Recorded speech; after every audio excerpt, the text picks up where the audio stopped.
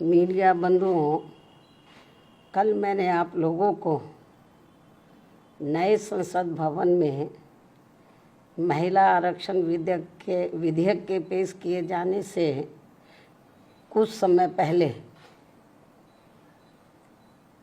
इस आने वाले विधेयक के संबंध में संभावनाओं के आधार पर जो कुछ भी संदेह जताते हुए कहा था, तो वे काफ़ी कुछ इस बिल के पेश किए जाने के बाद सही साबित हुए हैं, क्योंकि इस महिला आरक्षण से संबंधित संविधान के 128वें संशोधन विधेयक 2023 के अंतर्गत देश में लोकसभा व राज्य विधानसभाओं में भी 33% महिलाओं को आरक्षण दिए जाने के कुछ प्रावधान इसमें इस प्रकार से बनाए गए हैं, जिसके तहत अगले काफ़ी वर्षों तक, अर्थात लगभग 15-16 वर्षों तक, यानी कि कई चुनाव तक देश की महिलाओं को ये आरक्षण प्राप्त नहीं हो पाएगा। और इस विधेयक में ऐसे जो प्रावधान रखे गए हैं, तो उनका मैं यहाँ उल्लेख करना बहुत ज़रूरी समझती हूँ। और इस संशोधन विधेयक के तहत इस महिला आरक्षण विधेयक के पास होने के बाद पहले पूरे देश में जनगणना कराई जाएगी। जब ये बिल पास हो जाएगा हाउस में, पार्लियामेंट में, तो पास होने के बाद पहले पूरे देश में जनगणना कराई जाएगी। पास तो हो जाएगा ये, लेकिन तुरंत लागू नहीं होगा। और पास होने के बाद पहले पूरे देश में जनगणना कराई जाएगी। और जब ये जनगणना पूरी हो जाएगी, तो तब उसके पश्चात ही पूरे देश में लोकसभा तथा राज्य विधानसभाओं का परिसीमन पुनः कराया जाएगा। इसके बाद फिर परिसीमन होगा, सीटों का कराया जाएगा। और उसके बाद ही तब ये महिला आरक्षण संबंधी संशोधन विधेयक लागू होगा। और ये बात भी किसी से छिपी नहीं है कि देश भर में नए सिरे से जनगणना कराने में अनेकों वर्ष लग जाते हैं। पिछली जनगणना सन 2011 में प्रकाशित हुई थी, जिसके पश्चात आज तक पुनः जनगणना नहीं हो सकी है। ऐसी स्थिति में संविधान संशोधन के तहत इस नई जनगणना में, जिसमें अनेकों वर्ष लग जाएंगे, तो तब फिर उसके बाद ही पूरे देश में परिसीमन का कार्य शुरू किया जाएगा, जिसमें भी अनेकों वर्ष लग जाएंगे। और इस परिसीमन के पश्चात ही तब फिर ये महिला आरक्षण विधेयक लागू होगा। जबकि 128वें संशोधन विधेयक की सीमा ही 15 वर्ष रखी गई है। इस प्रकार से ये स्पष्ट है कि ये संशोधन विधेयक वास्तव में महिलाओं को आरक्षण देने की साफ नीयत से नहीं लाया गया है, बल्कि आने वाली विधानसभाओं तथा लोकसभा के चुनावों में देश की भोली भाली महिलाओं को ये प्रलोभन देकर व उनकी आंखों में धूल झोंककर उनका वोट हासिल करने की नीयत से ही लाया गया है। इसके सिवाय कुछ भी नहीं है।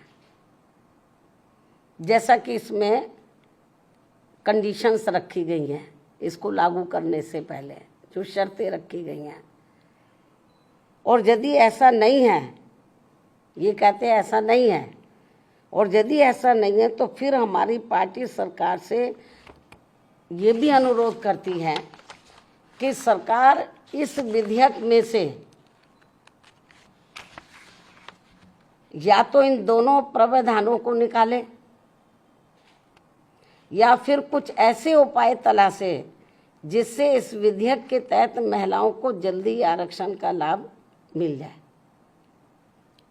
इसके साथ साथ यहाँ मैं इस बात की भी केंद्र सरकार से पुनः ये अपील करती हूँ कि 33% महिलाओं के आरक्षण के अंतर्गत SC/ST को जो आरक्षण दिया जाए तो उसे वर्तमान में लागू आरक्षण के अतिरिक्त दिया जाए।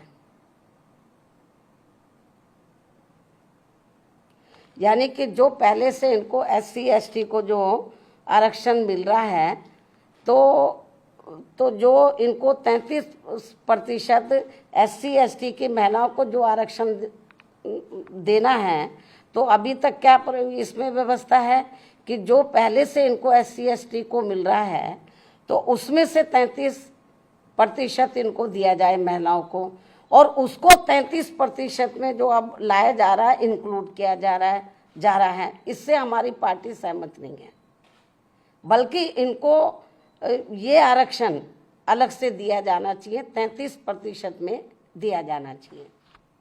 इसके साथ ही देश की OBC वर्गों की महिलाओं का भी इस महिला आरक्षण विधेयक में अलग से आरक्षण का कोटा सुनिश्चित किया जाना चाहिए। जो सामान्य वर्गों की महिलाओं की तुलना में ये अभी भी काफ़ी पिछड़ी हुई है, और यदि इन सभी वर्गों की महिलाओं के आरक्षण के मामले में, यानी कि SC/ST और OBC की महिलाओं के आरक्षण के मामले में मेरी इस अपील पर सरकार अमल नहीं करती है, तो भी हमारी पार्टी इस बिल का इस खास बात को ध्यान में रखकर समर्थन करती है कि देश में पुरुषों की तुलना में सर्व समाज की महिलाएं अभी भी काफ़ी पिछड़ी हुई हैं। ये वीकर सेक्शन की तो पिछड़ी हैं, लेकिन पुरुषों की तुलना में जो सामान्य महिलाएं वो भी काफ़ी पिछड़ी हैं।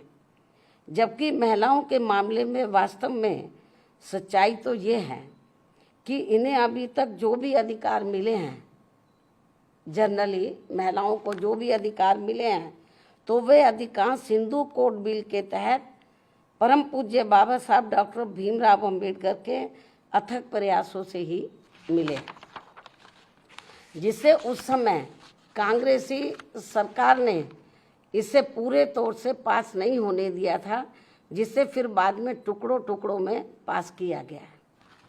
इतना ही नहीं, बल्कि इन वर्गों की महिलाओं को अलग से आरक्षण दिए जाने के मामले में पूर्व में केंद्र की रही कांग्रेसी सरकार द्वारा लाए गए बिल में भी इसकी व्यवस्था नहीं की गई थी,